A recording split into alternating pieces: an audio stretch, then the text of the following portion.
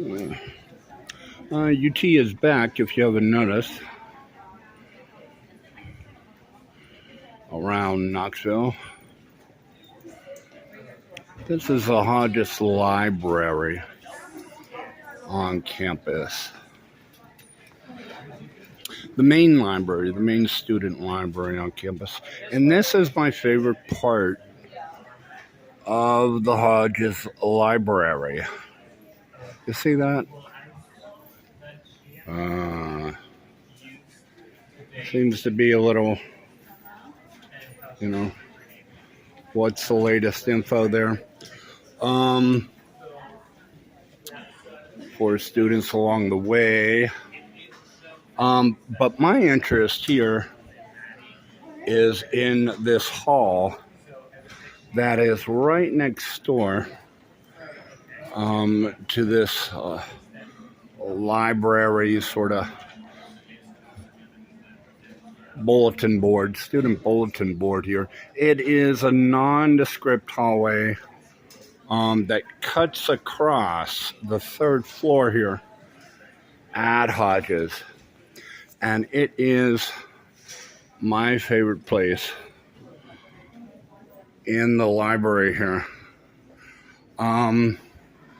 It is full of historical art and media from the University of Tennessee, whether it's historical photos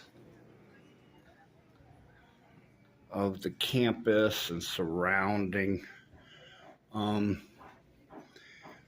area and classroom, or whether it's UT football programs or past seasons. This is all work, for the most part, done by students for the students here at the University of Tennessee. And it's just my favorite place. It is one floor up from the Special Collections Library on the second floor here at Hodges.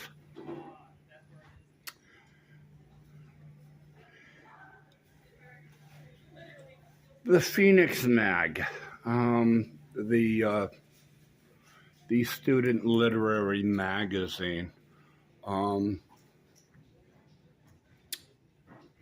made famous by Cormac McCarthy, published his first work here as a student. Yes, he was a student. I'm sure no professor remembers him because he was kind of in and out. But this is Mugwump, and it's the former humor and satire magazine of the University of Tennessee. Great sort of cultural, you can get a lot of the culture of the times by looking at this magazine. It dated from the 30s. It's no longer being published. From 1920 to 1932. It was published, and it is sort of a timepiece to not only the university, of course, but also the issues that were of importance at the time in the 20s and early 30s, before the Great Depression. And UT Theater playbills. They too are a work of art,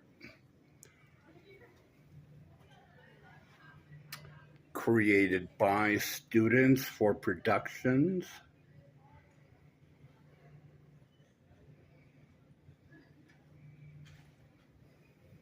we have seen this throughout the country, whether it's record albums from the 60s and 70s, the National Lampoon, that satire magazine. Yes, it started out as a magazine before the movies or record albums and such. At Yale, was it? I don't know. I'll meet you at the crossings.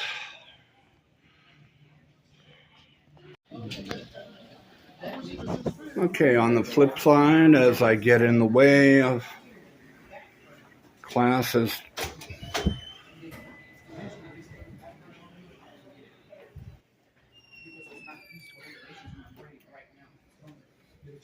read. I don't know if you remember this program, trying to promote reading throughout the country. It featured many celebrities and such. UT volunteers, the school here had their own campaign using mascots and such. And these were the posters for the read.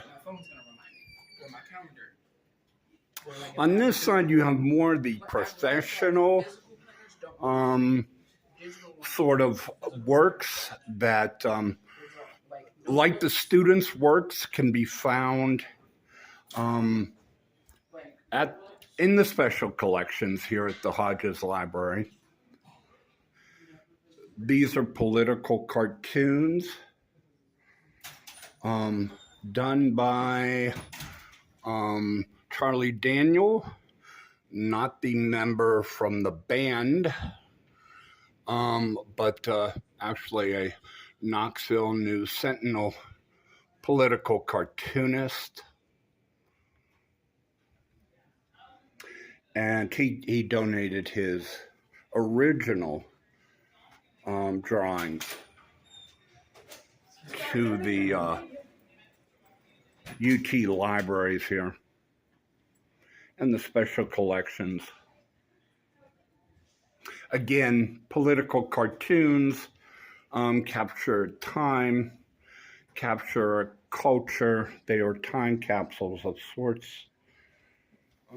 to issues of the days.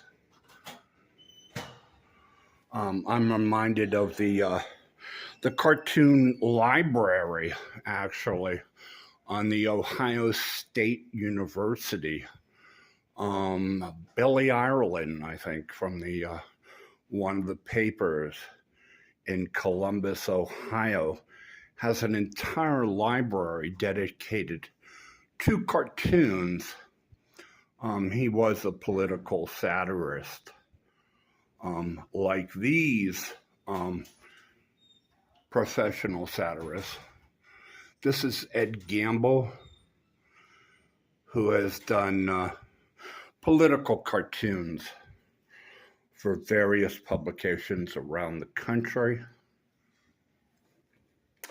But it was interesting going to the Billy Ireland library and seeing some of the political cartoons and satires that were drawn in the early 20th century about this new thing called vaccination.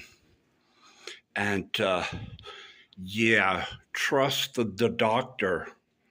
He's going to stick in your arm and give you the disease by which you want to, avoid, be it polio, scarlet fever, chicken pox, what have you. This was early 20th century. And it's nice to know how far we've come, huh?